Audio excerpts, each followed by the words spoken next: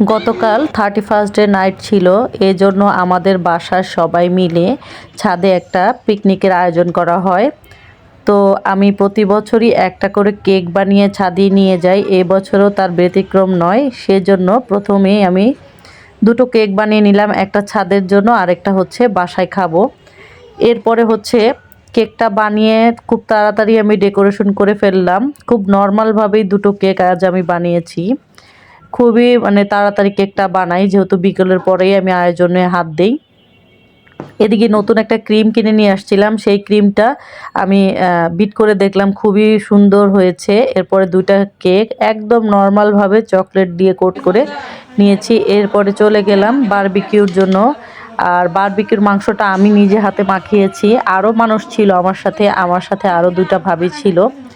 তো খুব সুন্দর করে মশলা দিয়ে মাখিয়েছি। এর আগে আমি এতগুলো মাংস কখনো মাখাইনি। তো আমি খুব নার্ভাস ছিলাম, কারণ মশলাটা আমি অতটা আন্দাজ করতে পারছিলাম না। মাংসটাকে খুব ভালো করে মাখিয়ে তারপরে মেরিনেশনের জন্য অনেকটা সময় রেখে দিব। এখানে কিন্তু অনেকগুলো সয়া সস দিয়েছি, বারবিকিউ সস এবং সয়া সস।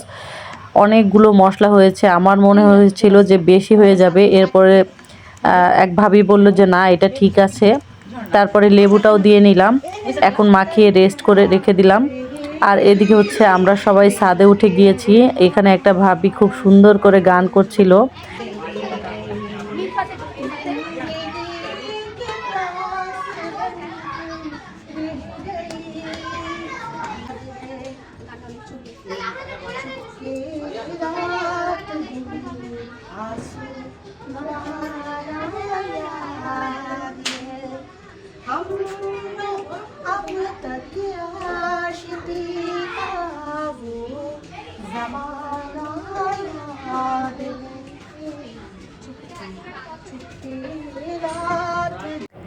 গান গাওয়ার পালা শেষ হলে চলে গেলাম বারবিকিউ করতে। এখানে কিন্তু অনেকগুলি মুরগি ছিল। তো এক ভাবি এটাকে দিচ্ছিল, আমি তেল ব্রাশ করছিলাম, আরেকজন বাতাস দিচ্ছিল। ভালোই লাগে একসাথে মিলে কিছু করে খাওয়া দাওয়া করলে, খুবই ভালো লাগে। তো এদিকে একদম কিছুটা মাংস যখন পোড়া পোড়া হয়ে গিয়েছে, বাচ্চাদেরকে দিয়ে নিলাম। আর এদিকে হচ্ছে 12টা বেজে গেছে, আতশবাজি ফুটানোর ধুম পড়েছে। তো এবছর কম বাজি হয়েছে, তারপরেও বেশ ভালোই বাজি ফুটিয়েছে। তো দেখছিলাম, দেখতে দেখতে অনেকটা সময় পার হয়ে গেল। ভালোই লাগে এইসব দেখতে। এদিকে বাচ্চারা খাওয়া দাওয়া করবে, তো আমরা বাজি ফুটানো শেষে এদিকে খাওয়া দাওয়াতে লেগে গেলাম। এখানে কিন্তু অনেকগুলো খাবার নিয়ে আসা হয়েছিল, কেনা খাবার। তো সবারটা প্যাকেট করে দিলাম, সবাই দলবদ্ধ হয়ে খাওয়া দাওয়া করছে। তো এ পাশে আমিও একটু খেয়ে নিলাম।